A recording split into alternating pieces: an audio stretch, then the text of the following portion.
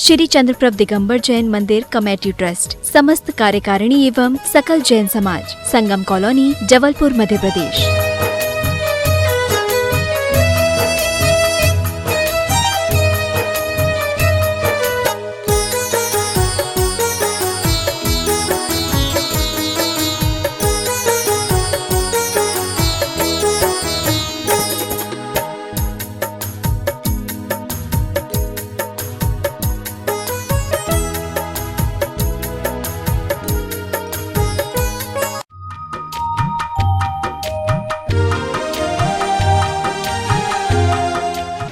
पंच परमेष्टि भगवान की आचार्य श्री गुरुवर कुंद महाराज की आचार्य श्री गुरुवर विद्यासागर महाराज की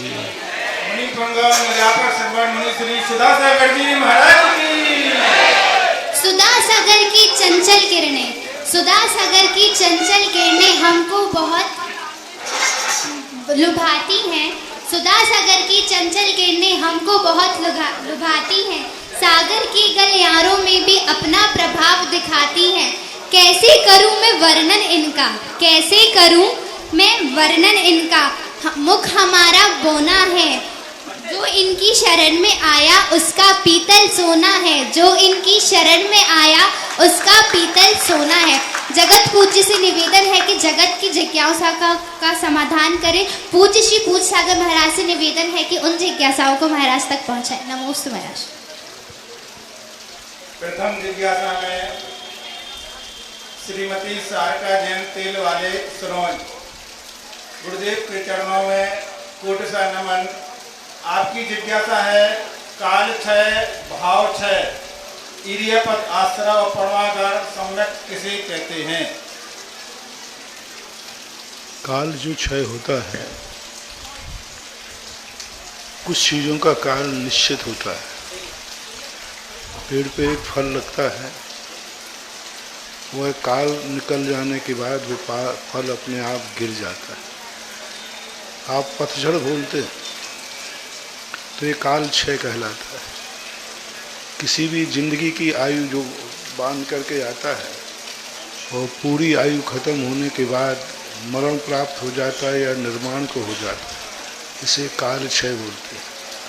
सिद्धांत की भाषा में काल क्षय गुणस्थानों की विवक्षा में आता है। 11वें गुणस्थान और दूसरे गुणस्थान में ये दो विवक्षाएं काल क्षय की होती हैं। 11वें गुणस्थान में जब क्षयावली काल शेष रहता है तो वह काल क्षय के पूर्व गिर जाता है। कभी कभी काल क्षय से वह व्यक्ति मरण को प्राप्त हो जाता है अथवा गुणस्थान से गिर जाता है। तो बहुत सारी स्थितियों में नियत काल तक ही व्यक्ति वहाँ रुक सकता है, उसको काल क्षय बोलते हैं। भाव क्षय वो कहलाता है। पूज्यवर वीरसेन स्वामी ने जय धवला में जब कोई व्यक्ति किसी निश्चित समय के लिए किसी स्थान पर गया था, लेकिन वो उतने समय वहाँ न टिक करके उसके भाव बदल गए। जैसे आप लोग कहीं जाते कुछ समय बांध के गए, लेकिन वहाँ आपके परिणाम बिगड़ जाने से आप लौट आए। कई बार होता है ऐसा भाव क्षय। आज प्रातःकाल विहार करते करते रास्ते में रुकना था, लेकिन भाव परिवर्तित हुआ, ढाना आ गया। आज तक शायद कभी एक बार हुआ था ऐसा कि प्रातःकाल कभी 20 किलोमीटर चला हूँ, ऐसा रिकॉर्ड शायद एक बार और बना था। राजस्थान के अंदर जब खाटू श्याम जी एक स्थान है और किशनगढ़ रेंडवाल से बिहार हुआ, मई का महीना था। उस दिन भी प्रातःकाल 24 किलोमीटर चला था और उसमें भी एक दिन पहले अंतराय भी था। ऐसे ही आज मैं सोच रहा था कि 20 किलोमीटर सुबह सुबह कब चला, तो मुझे तो याद नहीं आया, आज चला। तो ये कहलाता है भाव क्षय। परिणामों में परिवर्तन हो जाता है तो सब कुछ परिवर्तित हो जाता है। अवगाढ़ सम्यक दर्शन 13वें गुण स्थान में प्रकट होता है, ऐसा उज्ज्वल गुणभद्राचार्य महाराज ने वर्णन किया कि जो अवगाढ़ सम्यक दर्शन, जिसमें किसी भी प्रकार की अब स्थिति विपरीत नहीं होने वाली, 12वें गुण स्थान तक चूंकि घातिया कर्मों का प्रभाव होने से सम्यक दर्शन से तो रहित नहीं होता, लेकिन उसकी जो अवगाढ़ता है वो अंतराय कर्म और ज्ञानावर्णी दर्शनावर्णी कर्म के कारण से नहीं आ पाती। इसलिए अवगाढ़ सम्यक दर्शन 13वें 14वें गुण स्थान में प्रकट होता है। अनिमेष जैन नागदा, पूज्य गुरुदेव के चरणों में कोटि सा नमन। आपकी जिज्ञासा है महाराज जी कि ढाई द्वीप में ऐसा कोई स्थान नहीं है जहाँ से मोक्ष जीव नहीं गया हो। फिर इनका कहना है कि फिर विदेशों में जैन धर्म जिनालय धर्म क्षेत्र क्यों नहीं पाए जाते, भारत के कुछ प्रदेशों में नहीं पाए जाते, ऐसा क्यों होता है? ऐसा नहीं है कि ढाई द्वीप में कोई स्थान नहीं है। मेरू के नीचे का स्थान है जहाँ से किसी को मोक्ष की प्राप्ति नहीं है, क्योंकि मेरू की जड़ 1000 योजन नीचे है और उसकी अवगाहना 10,000 योजन प्रमाण है। और उसके नीचे कोई भी व्यक्ति उपसर्ग के द्वारा भी कोई देव ले जाना चाहे तो वह मेरू की जड़ के नीचे नहीं ले जा सकते। इसलिए वह स्थान बसता है जो सुदर्शन मेरू, 5 मेरू आदि हैं, इनके नीचे का स्थान। लेकिन अब रही बात कि ढाई द्वीप का कोई स्थान नहीं है, तो उनका ज्ञात नहीं है, निश्चित क्या करें, कहाँ सभी जगह से गए। यदि आप सभी जगह को ही प्रमाण मान लेंगे तो आप मकान कहाँ बनाएंगे? क्योंकि जहाँ आप मकान बना रहे हो वहाँ से भी भगवान सिद्ध गए। मकान बना लोगे उसमें लेट बात कहाँ बनाओगे? क्योंकि जहाँ लेट बात बनाओगे वहाँ से भी भगवान मोक्ष गए। फिर तुम चलोगे कहाँ? क्योंकि जहाँ चलोगे वहाँ से भी सिद्ध लोग हुए हैं। इसको प्रमाणिक नहीं माना जाता। अनादि अनंत काल की श्रृंखला को प्रमाणिक नहीं माना जाता। एक कोड़ा कोड़ी सागर वर्ष के अंदर जो मोक्ष पदार्थ हैं और उनका स्थान जो नियत या केवली द्वारा ज्ञात होता है या अपन को ज्ञान होता है, उसी को ही माना जाता है। बाकी सारा जगत तो ऐसा ही है। न्यांसी जैन बेगमगंज, गुरुदेव के चरणों में बारंबार नमस्तु। आपकी जिज्ञासा है शांति धारा में हम पच पाचय पाचय बोलते हैं, इसका क्या अर्थ होता है? पच का अर्थ होता है जो हमारे कर्म हैं वो पक जाएं, जो हमारा अशुभ है उसका समापन हो। पाचय पाचय यानी शांत हो, पच यानी पक जाए, पाचय यानी उसकी शांति हो, विसर्जित हो जाए। मेहुल अग्रावत अमरेली, गुरुदेव के चरणों में बारंबार नमोस्तु। आपकी जिज्ञासा है बिल्ली जैसे जो जानवर होते हैं, बिल्ली आदि, उनको दूध आदि खिलाना है पिलाना है, सही है या गलत है जैन धर्म के अनुसार? अभी व्यवहारिक चीज़ें हैं, ये दान की कोटि में तो आते नहीं। हमारे यहाँ 3 प्रकार के दान हैं, एक पात्र, एक अपात्र और एक कुपात्र। कुपात्र का तो निषेध कर दिया गया। अब ये जितनी भी वस्तुएं हैं ये सब अपात्र के अंतर्गत आती। तो अपात्र को दान नहीं होता, अपात्र पे करुणा होती है। क्लिष्टेषु जीवेषु कृपा परत्वम, ये दुखी जीव हैं, इनके ऊपर कृपा और दया की जाती है। यदि हम ऐसा विचार करेंगे, क्योंकि वो मांसाहारी जो है वो संस्कारवश है, अज्ञानवश है, तो इस प्रकार की स्थितियों पर विचार नहीं करना चाहिए। जिस समय जो परिस्थिति हो उस पर आप अपने गृहस्थ के अनुसार कर देना चाहिए। सुरेश जैन बेंगलोर, पूज्य गुरुदेव के चरणों में बारंबार नमोस्तु। आपकी एक जिज्ञासा, बार ऐसी घटना घटी थी सन 1981 में खजुराहो से पूज्यवर आचार्य महाराज लौट रहे थे, कौनी जी के थे, नाम नहीं बताऊंगा। एक छुल्लक जी बैठे हुए थे, एक चिड़िया कीड़ों को पकड़ पकड़ के ला रही और बच्चों को खिला रही थी। छुल्लक जी को दया आई कि हम बैठे रहेंगे तो उतने कीड़े बचेंगे, क्योंकि वो कीड़ा खिलाएगी फिर पकड़ के लाएगी। तो वो जहाँ घोंसला था वहीं जाके बैठ गए।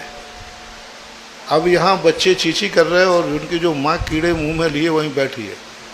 और छुल्लक जी ने कहा मैं आहार को जाऊँगा, इतनी देर में पता नहीं कितने कीड़े पकड़ के लाएगी। तो वो आहार को ही नहीं उठे। जब मंदिर में पूछा आचार्य ने कि वो आहार को उठने लगे, छुल्लक जी कहाँ गए?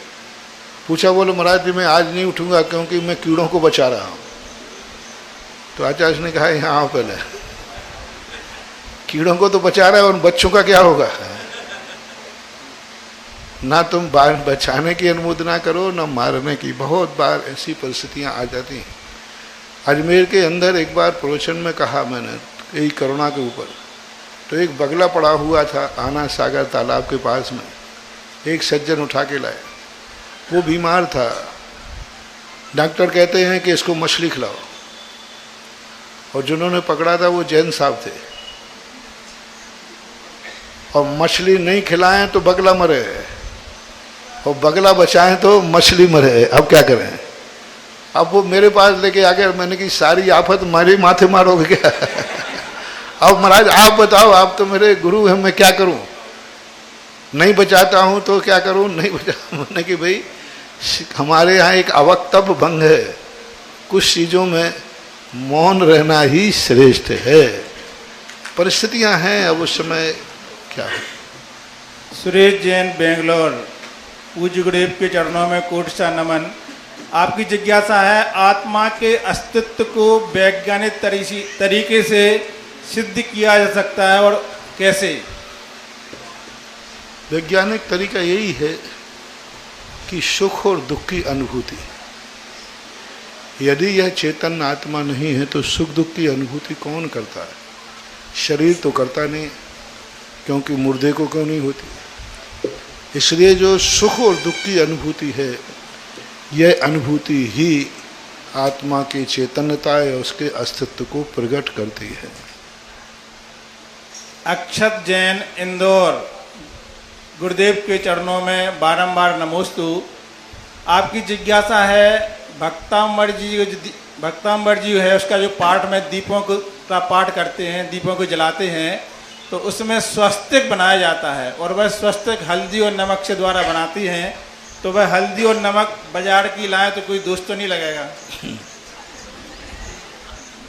हम मैं क्या कहूँ, खाने को कहाँ से लाते हो?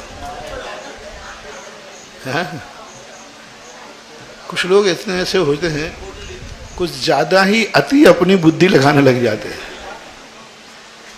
यदि इतना वैराग्य तुम्हें हुआ है तो कृपया करके आचार्य के पास जाके दीक्षा ले लीजिए, तो ही इसमें सार है। क्योंकि आपको बहुत बड़ा वैराग्य हो गया है, आपको इतनी सूक्ष्म हिंसा ज्ञान में आ गई, अब आप गृहस्थ में रहने लायक नहीं हैं।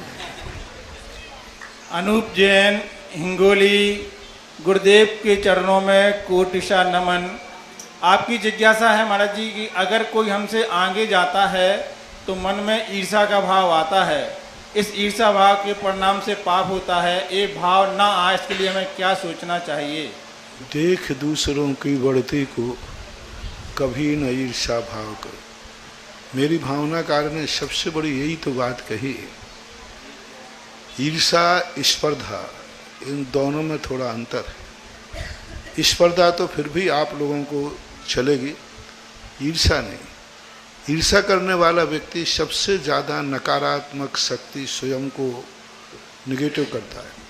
जब हम किसी के गुणों से ईर्ष्या करते हैं तो उसका गुण नष्ट नहीं होता, हमारा गुण नष्ट हो जाता है।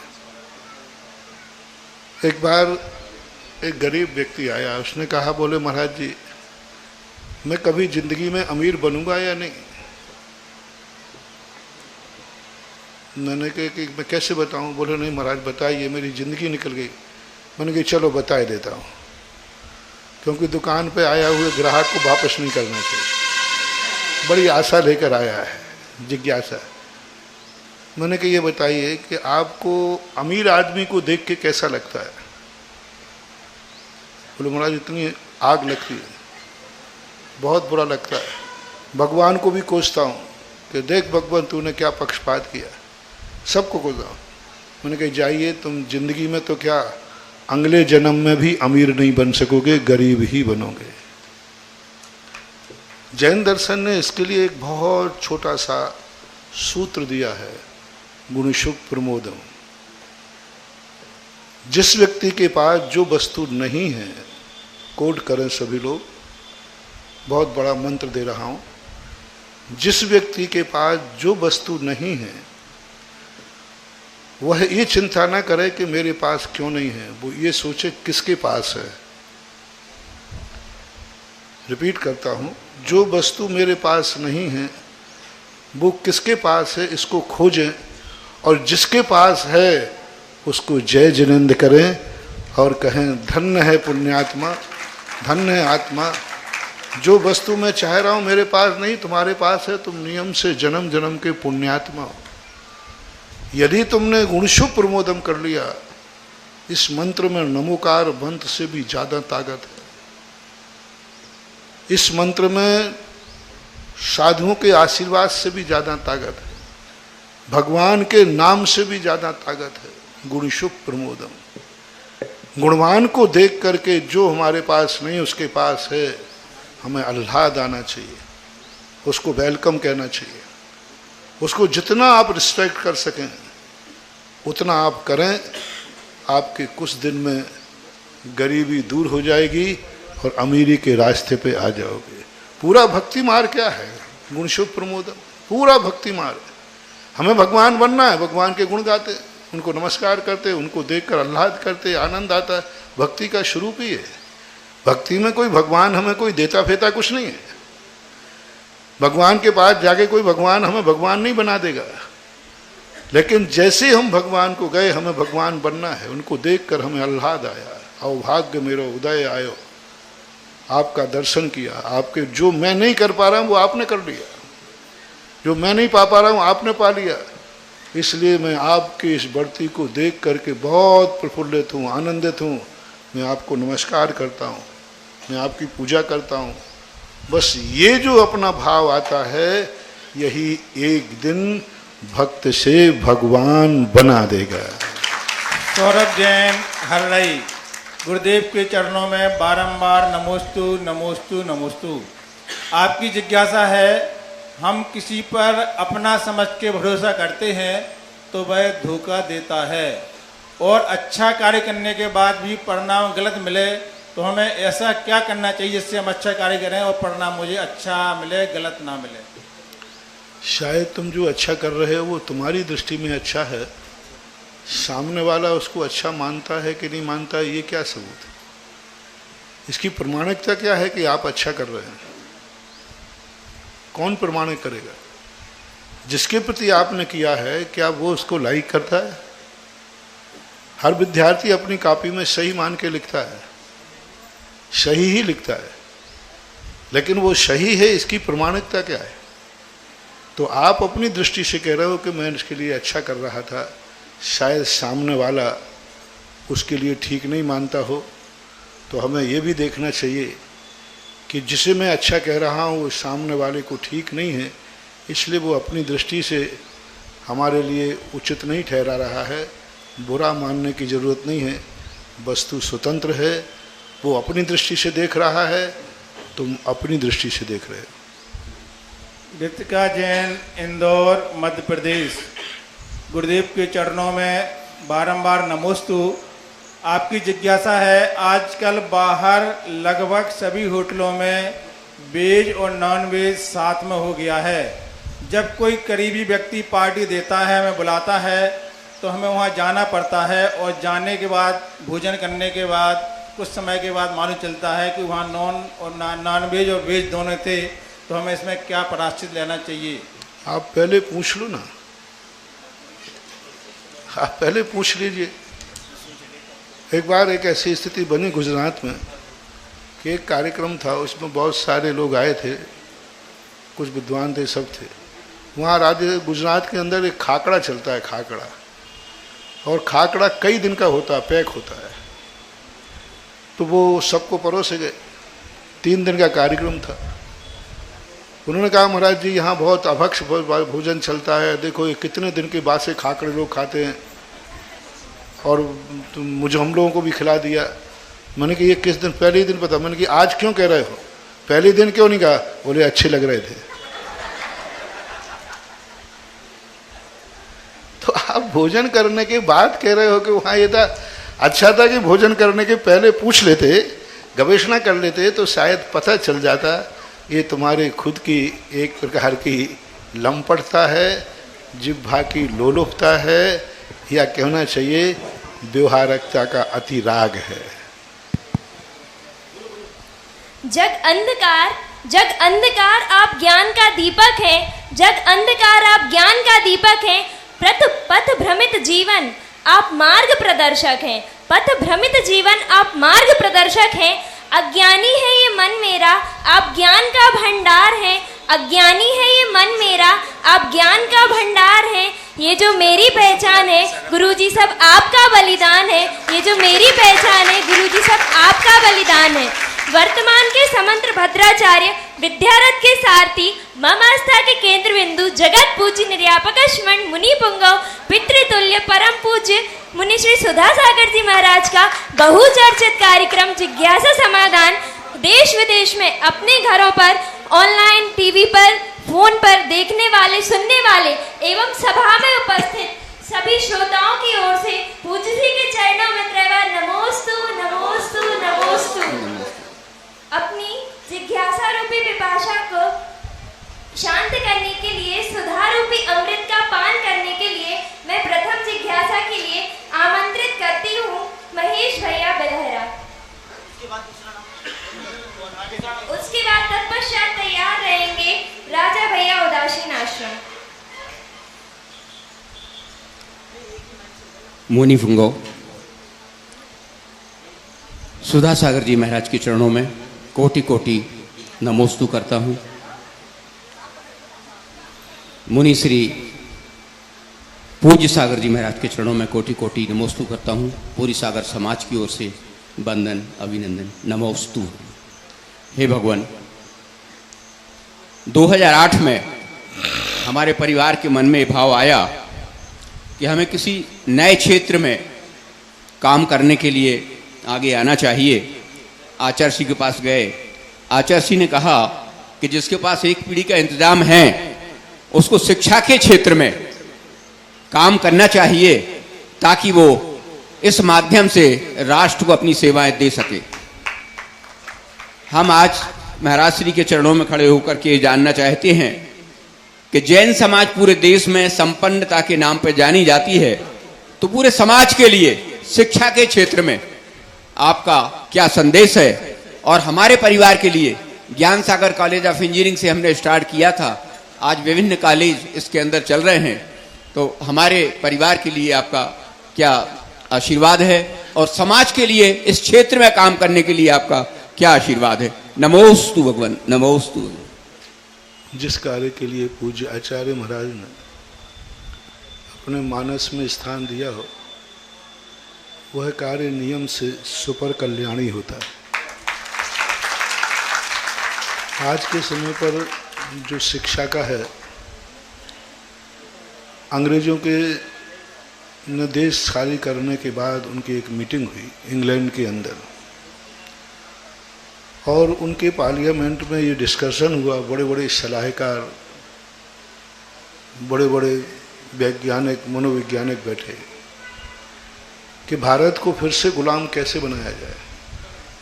तो उन्होंने 2 निर्णय लिए, एजुकेशन एंड मेडिसिन। ये 2 जिंदगी की ऐसी अनिवार्य वस्तु हैं जो भारत के लिए, भारत स्वयं अपने आप में एजुकेशन और मेडिसिन में ज़्यादा परिपक्व नहीं है। भारत देश का सबसे बड़ा दुर्भाग्य है, वो माँ, वो पिता सबसे बड़ा दुर्भाग्यशाली होता है जो बेटे को जन्म देता है लेकिन बेटे को जीवन नहीं दे पाता, बेटे को जीवन नहीं दे पाता, उसको रोटी नहीं दे पाता, उसकी व्यवस्था नहीं कर पाता। ऐसे भारत देश का एक दुर्भाग्य है कि भारत देश की नीति, राजनीति भारत देश के बच्चों को योग्यता के अनुसार पढ़ाने के लिए कोई स्कूल और कॉलेज नहीं दे पाता। जब अच्छा एजुकेशन चाहिए तो जितने अच्छे एजुकेशन चाहिए सबको विदेश जाना पड़ता है। आज भारत के कितने लोग विदेशों में पढ़ते हैं और विदेशों के कितने लोग भारत में पढ़ते हैं? कुछ नहीं, जीरो। और भारत के क्यों? हमारा भारत है, हमारी भारत माता है, हम उसके बेटे हैं, लेकिन भारत माँ के पास इतना नहीं है कि हम अपने बेटे इतनी योग्यता लेकर ज्ञान, भारत के पास जो बेटा जन्म लेता है उसके पास जो ज्ञान होता है विश्व के किसी देश के पास, बालक के पास ये ज्ञान नहीं होता। ये अमेरिका ने सिद्ध कर दिया। आज सारा अमेरिका का जितना माइंड है सब भारतीय है और उनको दिक्कत है कि कल के दिन पूरा अमेरिका भारतीय दिमाग का ना हो जाए। तो इन स्थितियों को लेकर के, और दूसरा मेडिसिन, हमें हर बीमारी के लिए विदेशी दवाई का उपयोग करना पड़ता है। हम आज इतने सक्षम नहीं हैं कि हमारे भारत देश का कोई व्यक्ति बीमार होगा तो उसकी कोई भी दवाई विदेशी कंपनी की उपयोग ना की जाएगी। अब तो वर्तमान में इतना भी हो गया कि आज भारत का शायद ही कोई घर बचे जिसमें कोई ना कोई विदेशी वस्तु भोजन में ना हो। भोजनों में आ गया, कपड़ों में आ गया, जूते चप्पलों में आ गया। ऐसी कौन सी चीज बची भारत में? भारत एक विदेशी कंपनियों का सबसे बड़ा मार्केट बन चुका है और यही हमारा दुर्भाग्य एक दिन गुलाम करेगा। और उन्होंने कहा कि जाओ भारत में कॉन्वेंट खोलो। कॉन्वेंट का अर्थ था गरीबों का, अनाथों का, गरीबों के लिए खोलो। लेकिन आज कॉन्वेंट में कोई गरीब नहीं पढ़ते। और धीरे धीरे करके उन्होंने इतनी सुविधाएं दी कि आज सारे जितने हमारे भारतीय स्कूल थे वे सब बंद होते गए और हम उन स्कूलों में दाखिला देते गए और वो आज इतने ज़्यादा समृद्ध हो रहे हैं। आज भारत का सबसे बड़ा कमाई का साधन है कॉन्वेंटों से, और उसमें सबसे बड़ा दुर्भाग्य है जैनियों का। जैनी पैसे वाले हैं और सबसे ज़्यादा, अभी मैं रहली से बिहार करते हुए पटना की तरफ आया, रास्ते में कॉलेज मिला। वो कॉलेज क्रिश्चियन था, मांसाहारी जीवों का था। उसमें 35% जैनी उसको देश के पढ़ रहे हैं, उस प्रांत के पढ़ रहे हैं जहाँ पूज्य गुरुदेव आचार्य विद्यासागर महाराज जैसे शिक्षा के लिए संस्कारित करने का प्रयास कर रहे हैं। 35% बच्चे जैनियों के थे और जैनी इन बच्चों इन शुरू में पढ़ करके मांसाहार धर्म के प्रति बहुत बड़े। तो आज मैं तो यही कहना चाहूँगा कि चाहे समाज खोले या प्राइवेट खोलो, लेकिन जो शाकाहारी समाज हैं उनको सारे भारत की शिक्षा पद्धति अपने हाथ में ले लेना चाहिए। यदि शिक्षा पद्धति शाकाहारियों के हाथ में होगी तो ये नई जनरेशन मांसाहार की तरफ नहीं जाएगी। शिक्षा पद्धति, महेश जी, एक हमारे पास एक सज्जन है, नाम नहीं बता रहा हूँ, उन्होंने भी एक बहुत बड़ा कॉलेज यूनिवर्सिटी खोली, फिलोसफर थे वो। उन्होंने कहा महाराज जी मुझे आपका आशीर्वाद चाहिए। पहले आशीर्वाद देने के पहले आप सोच लीजिए, मेरा प्राइवेट कॉलेज है, यूनिवर्सिटी है, मैं जम के कमाता हूँ, खूब फीस लेता हूँ, किसी गरीब को कभी माफ़ नहीं करता। आप किसी गरीब का नाम मत लेना, इसलिए पहले कह रहा हूँ आपकी आज्ञा का उल्लंघन होगा। उन्होंने सीधा कह दिया। और मेरे यहाँ सब टॉप की क्लास हैं, सब उन्होंने सब बताया, लेकिन मैं किसी गरीब के लिए कभी भी दाखिला नहीं दूंगा। आप किसी का सोर्स करेंगे तो नहीं, आप कहें कि उसकी बचत को दान में दे दीजिए तो भी मैं 1 कौड़ी दान में नहीं दूंगा, 1 कौड़ी दान में दूंगा नहीं, गरीब को एडमिशन दूंगा नहीं। जो जो आपके विचार हैं मैंने पहले खंडन कर दिए, नहीं तो बाद में आप कहो कि मैंने कहा और आपने बात नहीं मानी। ऐसा करना, अब मुझे आशीर्वाद दोगे या नहीं? मैंने पीछे उठाई, मैंने कहा तुम्हें हाथ से नहीं, मैं पीछे दोनों हाथों से देता हूँ, पीछे से भी देता हूँ। वो आश्चर्यचकित रह गए, ना जाने कितने महाराजों के पास घूमे, सब ने उनको फटका, उठ जाओ यहाँ से। बोले महाराज जी मुझे समझ में नहीं आया, आपने किस बल पर आशीर्वाद दे दिया, और इतने सहज में मैं आपके निगेटिव बोल रहा हूँ, आप लोगों की जो विचारधारा होती है उससे निगेटिव बोल रहा हूँ, मैं 1 रुपया दान में नहीं दूंगा गरीब को, फिर भी आप आशीर्वाद दे रहे। मैंने कि भाई मैंने एक ही बात पर तुम्हें आशीर्वाद दिया, तुम सब कमाओगे, खूब सब कुछ करोगे, लेकिन इस कॉलेज में अंडे को शाकाहार नहीं बताओगे। बोले वो तो नहीं बताऊंगा, ये तो पक्का है। मैंने कि बस इसी का आशीर्वाद है, जाओ। तो मैं कह रहा हूं प्राइवेट खोलो, पैसे कमाओ, लेकिन भारतीय संस्कृति के शाकाहार का संस्कार जीवित करो। महावीर स्वामी ने या आचार्यों ने उस धीवर से कोई नमोकार मंत्र नहीं पढ़ाया था, कोई स्वाध्याय नहीं पढ़ाया था, मात्र एक मछली का त्याग कराया था, मात्र मछली का, ना कोई नमोकार मंत्र था, ना 24 तीर्थंकरों के नाम रटाए, कुछ भी तो नहीं रटाया। मात्र एक मछली का त्याग करने से उसको जैनी बना लिया और अपनी लेखनी से शास्त्रों में नाम लिख कर को उसको जिनवाणी में स्थान दे दिया, एक मछली के त्यागी को।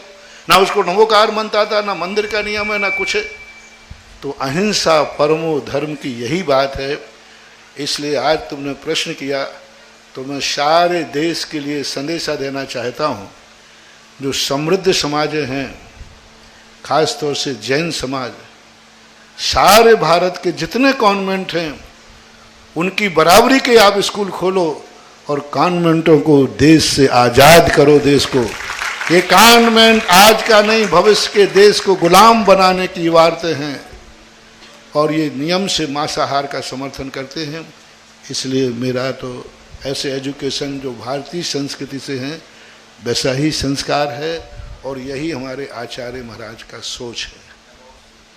राजा भैया जी उदासी आश्रम, तत्पश्चात तैयार रहे मुकेश जैन जी धाम। हे गुरुदेव, नमोस्तु नमोस्तु नमोस्तु। उदासीन आश्रम में विराजमान 105 दृढ़मती माता जी सत्संग एवं समस्त साधिकाओं की ओर से और ब्रह्मचारी दीदियों की ओर से नमोस्तु नमोस्तु नमोस्तु। चूँकि लिस्ट बहुत ज़्यादा लंबी है प्रश्नों की, इसलिए मैं आज अपना प्रश्न बाद में रखूँगा। नमोस्तु महाराज जी, नमोस्तु नमोस्तु नमोस्तु।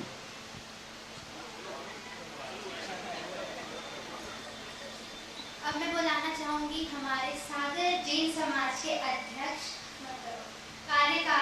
कार्यकर्ता श्री मुकेश जैन जी धाना। आज ये हमारे भारतवर्ष के बहुत ही पुण्यशाली व्यक्ति हैं, क्योंकि आज इनके घर हमारे पूज्य श्री के आहार हुए। नवदा भक्ति पूर्वक इनको आहार देने का सौभाग्य प्राप्त हुआ और ये हमारे भागोदय तीर्थ क्षेत्र के ट्रस्टी भी हैं। बोलिए संत शिरोमणि आचार्य भगवान गुरुदेव श्री विद्यासागर जी महाराज जी की।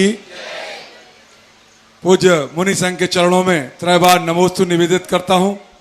हे भगवान, जिस परिसर में आप विराजमान हैं, जिसका नाम आचार्य ज्ञान सागर के नाम से था, यह वो परिसर है जहां पर आचार्य श्री आ चुके हैं, पूज्य समय सागर जी महाराज आ चुके हैं, आपका संघ यहाँ आ चुका है। जितने संघ यहाँ से निकलते हैं, तो महेश बिलेरा का परिवार तो धन्य हो गया। और साथ में जो बिटिया पूर्वी और महिमा तो यहाँ पर कार्यक्रम का संचालन कर रही हैं, इनके सम्मान में भी आप जोरदार तालियां बजाएंगे।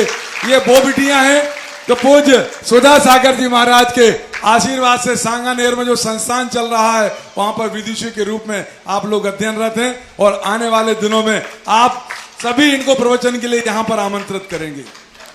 महाराज जी, मेरा प्रश्न तो कोई नहीं है, मेरा तो निवेदन है कि आपका 4-5 दिन का प्रवास सागर को मिले, ऐसी भावना हम लोगों की थी।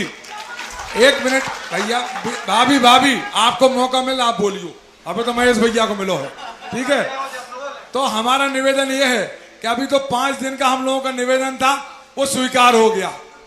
6 तारीख तक, 30 तारीख से 6 तारीख तक ईश्वरवाड़ा में सिद्ध चक्र महामंडल विधान है। हम तो कहते हैं महाराज जी ईश्वरवाड़ा से लौट के सागर में चातुर्मास करें। हम सभी आचार्य श्री के पास अपनी भावना रखने जा रहे हैं। आग्रह हमारा यह है कि इस मंच के माध्यम से जहां जहां तक मेरी आवाज पहुंच रही है, वो सब लोग सुन लें कि हम लोग क्यों लालची हैं।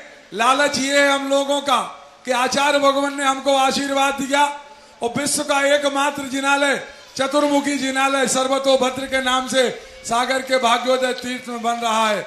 जैसे हम गिरनार जी, शिखर जी, कुंडलपुर इत्यादि क्षेत्रों के नाम लेते हैं कि कहां दर्शन करने जाएंगे, आने वाले 3-4 वर्षों के बाद भाग्योदय का भी नाम रहेगा कि भारत के इतिहास में भाग्योदय का नाम अमर हो जाएगा। अब विषय ये है कि वहां पर 400 करोड़ की लागत का मंदिर है। अभी 150 करोड़ रुपए हम लोगों के पास थे, 100 से ज्यादा हम लोगों के खर्च हो गए हैं। और हमारा निवेदन तो यह है कि महाराज जी, आपके रेजुगे, आपके चतुर्मास में देश भर के लोग आएंगे जो भाग्योदय से जुड़ेंगे, सर्वतोभद्र जिनालय से जुड़ेंगे। अपने परिवार की ओर से जो लोग रहेंगे वो भी दान राशि यहाँ पर देने का काम करेंगे। बस मेरा निवेदन एक ही है, पूरे सागर समाज की ओर से। हमें लोग कुछ गुस्सा हो रहे हैं वहां से, देवेंद्र भैया, जैन स्टील और आनंद स्टील वगैरह, ये कह रहे हैं गुस्सा होने तो कोई दिक्कत नहीं। बस मेरा निवेदन है कि आपका मंगल चातुर्मास मुकेश बाबू, सुने मुकेश बाबू, आपने जो भावना रखी, आपको मेरा नेचर पता नहीं है। मेरा नेचर है कि मैं किसी भी समाज को, आचार्य श्री के मेरे भक्तों को कभी भिखारी नहीं बनने देता, उनको मालिक बनाता हूं। आप बाहर की चिंता क्यों कर रहे हैं? सागर ही इतना समृद्ध है कि 400 क्या 4000 का मंदिर बना सकता है। आप मेरे से मत कहवाओ, आचार्य श्री सबको जानते हैं। मान जाओ रे सागर वालों, आचार्य श्री बात, नहीं तो नरेंद्र मोदी फिर आएगा। पर नरेंद्र मोदी 4000 करोड़ निकलवाएगा, आचार्य महाराज तो 400 ही करोड़ की बात कर रहे हैं। और ये भी पक्का है कि नरेंद्र मोदी जिस दिन आएगा सागर तो 4000 करोड़ भी निकलेंगे गे। इसलिए 4000 करोड़ बचाना है तो 400 करोड़ सीधे भाग्योदय के नाम ट्रांसफर कर दो। इसी में आपकी भलमनसाहत है। भिखारी भी नहीं बनना पड़ेगा, मालिक भी बन जाओगे और नरेंद्र मोदी के डंडे से भी बच जाओगे। विद्वान भैया निखिल जी बंडा, तत्पश्चात तैयार रहे ब्रह्मचारी दीदी रेखा जी। जिनकी वाणी कभी खाली नहीं जाती, ऐसे पूज्य गुरुवर के चरणों में सपरिवार अनंतों बार नमोस्तु नमोस्तु नमोस्तु। हे मुनिश्री, मेरी माँ ने हमेशा ईमानदारी का पाठ पढ़ाया है, लेकिन हमारा मन बड़ा चंचल होता है। हम जो करते हैं हमें वो सही लगता है, तो हम इसकी कैसे परख करें कि हम जो कार्य कर रहे हैं वह ईमानदारी से है या बेईमानी से? प्रकृति ने तुम्हें इसलिए चंचल बनाना, इसलिए तो मम्मी दी थी कि तुम अपने मन से मत चलो, मम्मी के अनुसार चलो। बड़े होने के बाद इसलिए तो गुरु होते हैं कि जिससे अपनी स्वतंत्रता से नहीं सके। कर्म भूमि में सदा अपनी जिंदगी को किसी गार्जियन के अधीन रखना चाहिए, अपने आप सही रास्ता मिलता जाएगा। नमोस्तु महाराज। ब्रह्मचारी दीदी रेखा दीदी, इसके बाद तैयार रहे ब्रह्मचारी स्वाति दीदी। परम पूज्य निर्यापक मुनिश्री के चरणों में बारंबार नमोस्तु, मुनिश्री के चरणों में नमोस्तु। महाराज श्री तत्वार्थ सूत्र जी के 5वें अध्याय में परस्परोपग्रहो जीवा नाम सूत्र आया है और सूत्र का चरितार्थ आचार्य भगवान ने केंद्रीय जेल सागर में किया हुआ है और पिछले 4 वर्षों से वहाँ पर परस्परोपग्रहो जीवा नाम का सूत्र की प्रयोगशाला बहुत अच्छे से चल रही है महाराज जी। और हमें नीलम दीदी ब्रह्मचारिणी दोनों को अपना सम्यक दर्शन सक्रिय बनाने के लिए हमें गुरुदेव ने वहाँ पर भेजा हुआ है। महाराज जी, हमारी जिज्ञासा ये है कि यदि हमें आपका मार्गदर्शन वहाँ पर मिलेगा तो वो मार्गदर्शन कब मिलेगा, किस तारीख को, किस दिनांक को मिलेगा, कृपया करके हमें ये बताने की कृपा करें, हमारी जिज्ञासा शांत करें। मैं खुद ही गुरु के मार्गदर्शन में हूँ। मेरे लिए तो उनके जो सूत्र होते हैं उन्हीं को आगे सप्लाई करता हूँ। मुझे वहाँ से जो मार्गदर्शन, जो बीज रूप मिलते हैं उन्हीं को नर्सरी में डेवलप करके और दुनिया को देता रहता हूँ। गुरु का जो मार्गदर्शन है, कोई नियत समय, नियत स्थिति तो कहीं नहीं जा सकती। सब कुछ अनियत है, अनियत ही रहने दो ना। अभी हमने सागर को 5 दिन दिए हैं, ना आगे वालों को 5 दिन दिए हैं। ये बंडा ढाना वाले मुकेश का थोड़ा ओवर बोलने की आदत है शुरू से। अब इसे नहीं, मैं शुरू से जानता हूँ, थोड़ा सा ओवर बोल देते हैं। जो नियत हम नहीं कर पाए वो इन्होंने कर लिया। एक दिन आहार कराने का इतना बड़ा अधिकार, और चातुर्मास को पता नहीं कितना अधिकार मानेंगे। निर्यापक श्रमण श्री सुधा सागर जी के चरणों में बारंबार नमोस्तु नमोस्तु नमोस्तु। पूज्य सागर जी के चरणों में नमोस्तु नमोस्तु नमोस्तु। महाराज जी, हमारी जिज्ञासा है, सामाजिक है। परिवार में अगर रिश्तेदारों में किसी के यहाँ सेकंड मैरिज होती है तो वो लोग तो आहार दान दे नहीं सकते, तो क्या उनके घर के सदस्य लोग आहार दान दे सकते हैं? इस पर मैं बहुत बार बोल चुका हूँ। ये प्रसंग ऐसे हैं जिनके संबंध में कोई स्पष्ट इस राष्ट्रीय मंच से बोलना उचित नहीं रहता। धार्मिक दृष्टि से यही है कि जो एक चूल्हे पर रोटी खाते हैं वो किसी भी रूप में कृतकार्यत अनुमोदना से उसमें शामिल है। यदि वो बिल्कुल सर्वथा अलग कर देते हैं, उससे अपना कोई संबंध नहीं रखते हैं, ऐसे केसों पर परिस्थितियों को देख करके विचार किया जाएगा। यहाँ से कोई कानून या मार्ग घोषित नहीं किया जा सकता। नमोस्तु महर्षि जी, नमोस्तु। विद्वान भैया आशीष जी साहगढ़, इसके बाद तैयार रहें श्रीमती गरिमा जी। मेरा श्री नमोस्तु। पूज्य श्री श्रवण संस्कृति संस्थान सांगानेर ने हम सबको समृद्धि, नाम, यश, प्रशंसा और सर्वश्रेष्ठ जीवन दान जो दिया है, उसके फलश्रुति में आज सब कुछ मिल गया। परंतु अभी भी हम लोगों को कुछ कमी ये लग रही है। पूसरी सागर नगर में लगभग 25 स्नातक यहाँ रह रहे हैं और सभी स्नातक, ज़्यादातर स्नातक शासकीय सेवाओं में हैं। तो यहाँ वो कुछ शैक्षणिक गतिविधियाँ करना चाह रहे हैं। और पूसरी आपके सानिध्य में राजस्थान को बहुत कुछ मिला, सर्वत्र मिला, परंतु बुंदेलखंड अछूता है। यदि आपके आशीर्वाद से यहाँ भी कोई विद्यालय श्रवण संस्कृति संस्थान के अंतर्गत या छात्रावास की तरह ही कोई ऐसी योजना यहाँ पर हो जाए तो पूज्य गुरुदेव हम सबको जो संस्थान सांगानेर की रेंज है उसके लिए हर क्षेत्र उपयुक्त नहीं होता है, क्योंकि वह एक धार्मिक स्थल है और एक शास्त्री और आचार्यों की जो स्थितियाँ बनती हैं, यहाँ की परिस्थितियों में खुले खुले स्कूल बंद हो गए। मोराजी एक स्कूल इसी का एक रूप था। आज वो एकमात्र लौकिक शिक्षा और एक शादी ब्याह का स्थान बन के रह गया। जो एक छात्रावास जो स्कूल खुला था, वर्णी जी ने उसे संस्कृत कॉलेज के रूप में दिया था। तो अब धीरे धीरे परिस्थितियों के अनुसार आप अपना एक यूनियन तैयार कीजिए और एजेंडा तैयार कीजिए। मुझे आशीर्वाद देने में कोई संकोच नहीं है, लेकिन आशीर्वाद नमोस्तु के बाद दिया जाता है, नमोस्तु के पहले आकाश को नहीं। तो पहले इस आशीर्वाद को झेलने वाला कोई मस्तिष्क तो हो, आशीर्वाद को झेलने वाली कोई यूनियन शक्ति तो हो, इस आशीर्वाद को झेलने के लिए 10 लोग संकल्पबद्ध तो हों, तो आशीर्वाद दिया जा सकता है। बाकी प्रयास करें, अच्छा सोचें। नमस्ते। श्रीमती गरिमा जैन, तत्पश्चात तैयार रहे ब्रह्मचारिणी सरिता दीदी। न्यायपक मुनि 108 सुधा सागर महाराज जी के चरणों में मेरा कोटि कोटि नमन नमन। पूज्य सागर महाराज जी के चरणों में मेरा नमन नमन। महाराज जी, मेरा प्रश्न है कि महाराज जी, मैं 12 से 22वीं वर्षीय पाठ्यक्रम का अध्ययन कर रही हूँ, उसमें तत्पास सूत्र का अध्ययन करती हूँ।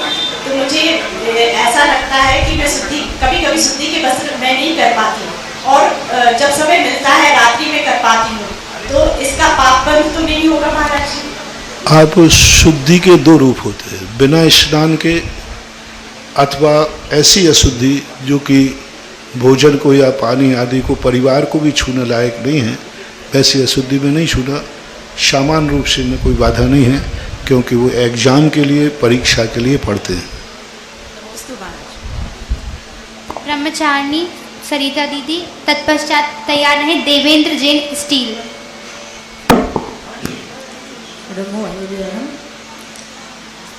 संत देखे तो बहुत पर हमें जुदा से लगे, संत देखे तो बहुत पर हमें जुदा से लगे, कल्लो बंदगी इनसे हमें खुदा से लगे, कल्लो बंदगी इनसे हमें ये खुदा से लगे। पूज्य लोक पूज्य ज्येष्ठ निर्यापक पूज्य मुनिवर सुधा सागर महाराज जी के चरणों में परम पूजनीय आर्यकत रणमती जी सत्संग एवं समस्त बहनों का बारंबार अनंत शो नमोस्तु। पूज्य श्री, मेरी जिज्ञासा यह है कि कोई सिर्फ सप्तम पृथ्वी में गया, कुछ अंतर्मुहूर्त के बाद उसने सम्यक दर्शन को प्राप्त कर लिया। 33 सागर वो सम्यक दर्शन के साथ रहा, लेकिन वहां से जाकर नियम से वो त्रियंच बना, तो क्या 33 सागर का सम्यक दर्शन का संस्कार उसका कुछ काम नहीं करा? सम्यक दर्शन के संस्कार जो होते हैं वो संस्कारवान नहीं हो पाता, क्योंकि वहाँ संस्कारित क्षेत्र नहीं है। सम्यक दर्शन जो उसने प्राप्त किया था जाति सुमा आदि के माध्यम से, वो सम्यक दर्शन ऐसे ही नष्ट हो जाता है जैसे कोई व्यक्ति साल भर पढ़ाई करता है लेकिन एग्जाम में भूल जाता है। पूरा याद किया था उसने, पूरा रट लिया था, लेकिन जैसे परीक्षा देने बैठा तो भूल गया, तो उसको फेल का ही सर्टिफिकेट मिलता है। ऐसे ही नरक का क्षेत्र होने से जो संस्कार थे वे संस्कार एकदम रिवर्स हो जाते हैं, और रिवर्स हो जाने के कारण क्योंकि वहाँ के जो मरण के समय की लेस्या है वो अति निकृष्ट होती है। नारकी जीवों की 2 लेस्याओं में सबसे ज़्यादा जब वे उत्पन्न होते हैं उस समय उनकी लेस्या बहुत निकृष्ट हो जाती है, और जब वो मरण करते हैं 7 नरक का नारकी, उसकी लेस्या निकृष्ट होने से वो क्रूर त्रियंचों में जाके जन्म लेता है।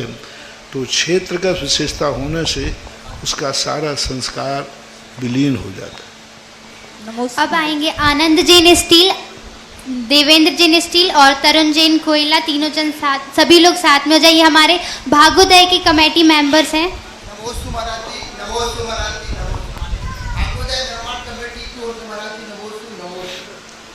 है मेरा प्रश्न ये है, सागर जिले में अनेक संत इस दुनिया को दिए हैं, उसमें से एक अनमोल संत आप हैं। ऐसे अनमोल संत जहाँ सागर से निकले, उसके उत्थान के लिए, सामाजिक उत्थान के लिए और सांस्कृतिक उत्थान के लिए कृपया हमें मार्गदर्शन दें।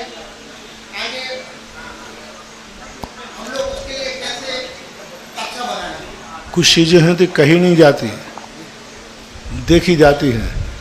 तो जो हम लोगों ने किया वही तुम लोग करो, तुम्हारी आने वाली संतान करो। उत्थान ही उत्थान है, जगत ही जगत है। बाकी रही बात अपने सामाजिक और राष्ट्रीय उत्थान की, तो अपने जीवन को हमेशा 3 रूपों में बांटना चाहिए। अभी मैंने कहीं रास्ते में मोहल्ले में कहीं प्रवचन दिया था कि यदि तुम भारतीय हो तो किस नाम, किस गर्व पर कहते हो? आप भारत के लिए आपका योगदान क्या है? आप जैन है तो जैन जाति के लिए योगदान क्या है? आप यदि भगवान को मानते हैं जिनेंद्र के लिए, तो जिनेंद्र के प्रति आपका योगदान क्या है? आप साधुओं को मानते हैं तो साधु के प्रति आपका योगदान क्या है? तो हमें अपनी ज़िंदगी में जिस चीज़ का गौरव हो उसके लिए हमें ये विचार नहीं करना कि इस पेड़ से हमें क्या मिलेगा। हमें ये विचार करना इस पेड़ के लिए मेरा योगदान क्या है। हर व्यक्ति ये सोचता है पेड़ लगाने के समय कि इस पेड़ से मुझे फल मिलेगा, हवा मिलेगा, गार्डन की शोभा मिलेगी। ये नहीं सोचता है कि हम पेड़ के लिए मेरा योगदान क्या है, मैं इसके किस काम आ सकता हूँ, कितना काम आ सकता हूँ। यदि एक विचार अपने मन में आ जाए, माँ बाप मेरे लिए है, वो वसीयत है, लेकिन मेरा योगदान माँ बाप के लिए क्या है? हवाएं हमें श्वास देती हैं, हमारा योगदान क्या है इन हवाओं को? तो ऐसा विचारधारा जब मन में आ जाए तो राष्ट्र का और समाज का उत्थान स्वतः ही होता रहता है। एक घोषणा है, आज ज्ञान सागर परिवार ने महाआरती के लिए 1,11,000 रुपए की राशि भाग्योदय के सर्वतोभद्र जिनालय के लिए दान देने की घोषणा की है। रमेश कुमार, महेश कुमार जी, संतोष कुमार जी, बिलेरा परिवार ने। ज्ञान सागर छात्रावास के छात्र जिज्ञासा के लिए आएंगे। पूज्य मुनिद्वय के चरणों में संपूर्ण ज्ञान सागर कॉलेज की ओर से बारंबार नमोस्तु नमोस्तु नमोस्तु नमोस्तु। गुरुवर्षी, मेरी प्रथम जिज्ञासा है कि हम पढ़ाई के साथ साथ ऐसे कौन से कार्य करें जिससे हमारा व्यक्तित्व और मानव धर्म आगे बढ़े। गुरुवर्षी, द्वितीय जिज्ञासा है मेरी कि हम पढ़ाई में अपना 100% देने की कोशिश करते हैं, कभी कभी हम सफल भी हो जाते हैं, लेकिन ये प्रक्रिया कंटिन्यू नहीं देती। पहली बात है कि आप को जिसने इस मार्ग पर भेजा है वो कौन है? जिसने आपको जन्म दिया और वो कौन है? जो आपको एडमिशन दिलाने लाया था वो कौन था? माँ बाप। तो बस अपनी ज़िंदगी का एक ही लक्ष्य रखो कि मैं माँ बाप की ज़िंदगी में कभी उनकी आंख में आंसू नहीं आने दूंगा, बाकी सारे कार्य। दूसरा कार्य उनके रखो कि मैं कुछ ऐसा कार्य मैं करूं और सम्मान माँ बाप का हो। ये 2 सूत्र तुम्हारे लिए जिंदगी में काफी है। तीर्थंकर आदिनाथ भगवान के समान जगत पूज्य मुनि श्री सुधा सागर जी महाराज ने हम बेटियों के ऊपर महान उपकार किया है। जिस प्रकार तीर्थंकर आदिनाथ भगवान ने अपनी पुत्री ब्राह्मणी सुंदरी को शिक्षा दी, उसी प्रकार हमारे गुरुदेव ने हम बेटियों के लिए संत श्री सुधा सागर बालिका छात्रावास खुलवाया, उसमें लौकिक एवं धार्मिक शिक्षा दी और हमारे ऊपर गुरुजी ने महान उपकार किया कि हम धार्मिक शिक्षा पढ़कर हम समाज के लिए धर्म का उपदेश दे सकते हैं। और इसी बीच में हमारे जो पुण्यार्जक हैं उनने हमारे ऊपर भी उपकार किया है कि हम बेटियों को गोद लेकर हमें आवास, भोजन, शिक्षा आदि की व्यवस्था दी। इसी संत श्री सुधा सागर बालिका छात्रावास के अध्ययनरत विदुषी बहन अनुभा जी शास्त्री को मैं बुलाना चाहूँगी अपनी जिज्ञासा के लिए।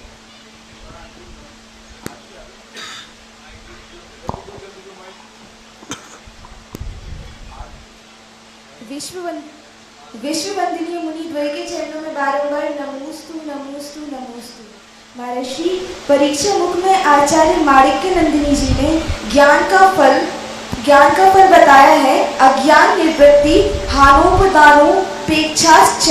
तो महर्षि इसमें हान और उपादान तो समझ में आता है, लेकिन उपेक्षा को कैसे समझे? उपेक्षा का अर्थ होता है हे वस्तु को अपने जीवन से जितना दूर रख सके वह ज्ञानी रखेगा।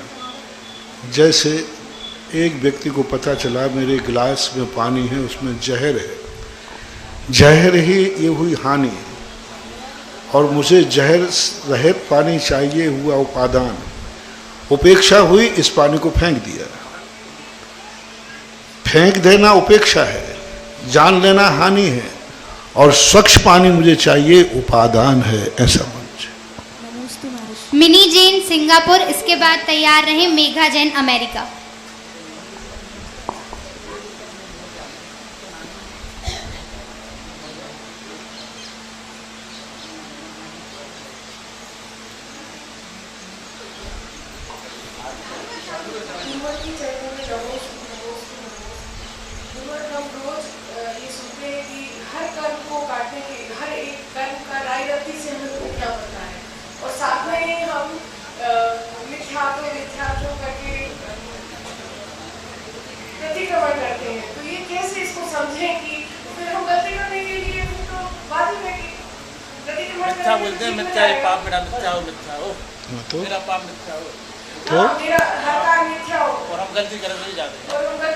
देखो, कम से कम 2 बातें हैं इसमें। पहली बात, पाप छोड़ना श्रेष्ठ है, लेकिन हमारे आचार्यों ने ये कहा है कि पाप न छोड़ सके लेकिन पाप को पाप तो समझे। अविरत सम्यक दृष्टि की परिभाषा यही है कि उसकी दृष्टि शुद्ध हुई है, क्रिया नहीं। कम से कम ज्ञान में तो आ गया कि ये पाप है। यदि ज्ञान में आ जाने के बाद ये पाप है फिर भी वह कर रहा है, किसी एक ना एक दिन वो जरूर छूटेगा। जिसको ये मालूम ही नहीं है कि ये पाप है तो उसका छोड़ना संभव नहीं है। इसलिए अविरत सम्यक दृष्टि कम से कम इतना ही ज्ञान कर ले कि पाप क्या है, पुण्य क्या है, धर्म क्या है, अधर्म क्या है। भले वो अधर्म छोड़ पाए या ना छोड़ पाए, लेकिन यह तो घोषणा कर दे कि यह अधर्म है, यह अधर्म है। रात्रि भोजन के लिए कहा, ये तो नहीं कहे क्या फर्क पड़ता है दिन रात में, लाइटें उस समय सूरज लाइटें नहीं थी, अब तो लाइट बहुत हो गई। ये पाप, ये ऐसा पाप है कभी नहीं छूटेगा। लेकिन ये कह रहा है कि नहीं मैं रात छोड़ तो नहीं पा रहा हूँ, लेकिन रात्रि भोजन करना बहुत पाप है, अधर्म है, छोड़ना चाहिए। तो इस प्रकार का ज्ञान होने में कोई बाधा नहीं है। अविरत सम्यक दृष्टि की जिंदगी में ऐसा ही घटित होता है। मेघा जैन अमेरिका, उसके बाद तैयार रहे ज्योति सिंह लोधी। मेरा और मेरे परिवार की तरफ से के चरणों में कोटि कोटि नमन, कोटि कोटि नमन, कोटि कोटि नमन। गुरुवर, मेरी जिज्ञासा यह है कि यदि किसी कारणवश विदेश में रहने वाले लोग भारत में नहीं आ पा रहे हैं, तो वे अपने बच्चों को धर्म के संस्कार कैसे दें और आगे में क्यों मेरे भारत देश को ऐसा क्या बुराई थी जो देश विदेश जाना पड़ा? मेरे भारत देश में क्या कमी थी जो विदेश जाना पड़ा? एक माँ बाप के पास मात्र पैसे ही को तो कम था, बाकी सब कुछ था। मात्र पैसे, अभी मैंने कल परसों प्रवचन दिया था कि हमारे देश में रहते तो तुम्हें 5 लाख रुपए का पैकेज मिलता, विदेश गए तो 50 लाख का है। मेरे देश की कीमत मात्र 45 लाख रुपया ही है। क्यों एनआरआई बन रहे हैं? अमेरिका वाला भारत का एनआरआई क्यों नहीं बनता? हम क्यों एनआरआई बन रहे हैं?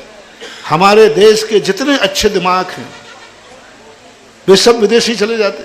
अच्छा इंजीनियर, अच्छा डॉक्टर, अच्छा व्यापारी सब विदेश चला जाता है। यहाँ तो सब गधे गधे रह जाते। हाँ, और क्या, गधे गधे रह जाते। अच्छे दिमाग वहाँ चले। और जब हमारे देश के अच्छे दिमाग विदेश जाएंगे तो विदेश समृद्ध होगा, देश कमजोर होगा। इसलिए मैं तो इसके लिए क्या कहूँ, फिर भी विदेश में रहकर जितना कर सकते हो ऑनलाइन के माध्यम से, शास्त्रों के माध्यम से, उतना करना चाहिए। अंतिम जिज्ञासा के लिए ज्योति जी लोधी।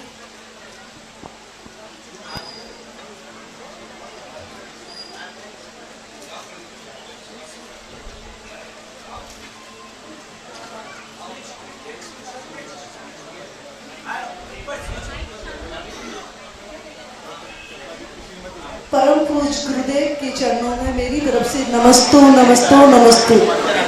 गुरुवर, आपकी कृपा से मेरे और मेरे परिवार के जीवन में बहुत बड़ी बड़ी मुसीबतें आई, लेकिन आपके नाम मात्र के स्मरण से वो मुसीबतें बहुत छोटी हो गई और हम उनसे निकल गए। गुरुवर, बस ऐसा आशीर्वाद दीजिए कि मैं और मेरा परिवार हमेशा ये पूरा जीवन आपके चरणों में अर्पित करती हूँ और हमेशा आपका आशीर्वाद मेरे परिवार पर बना रहे। जिज्ञासा तो नहीं? हाँ, चलो कोई।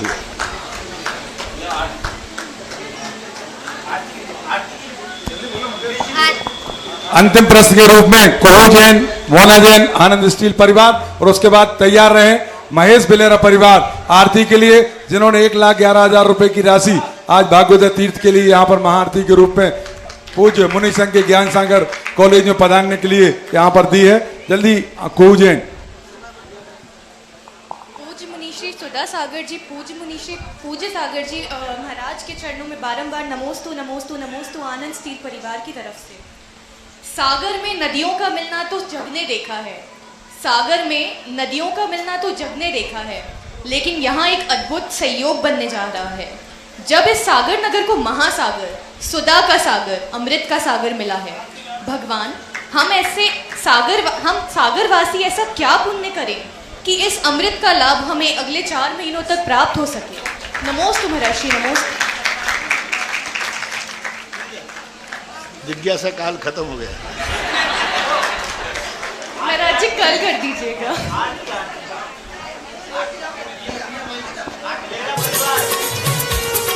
आरती के लिए हम बिलेरा परिवार के लिए आमंत्रित करेंगे।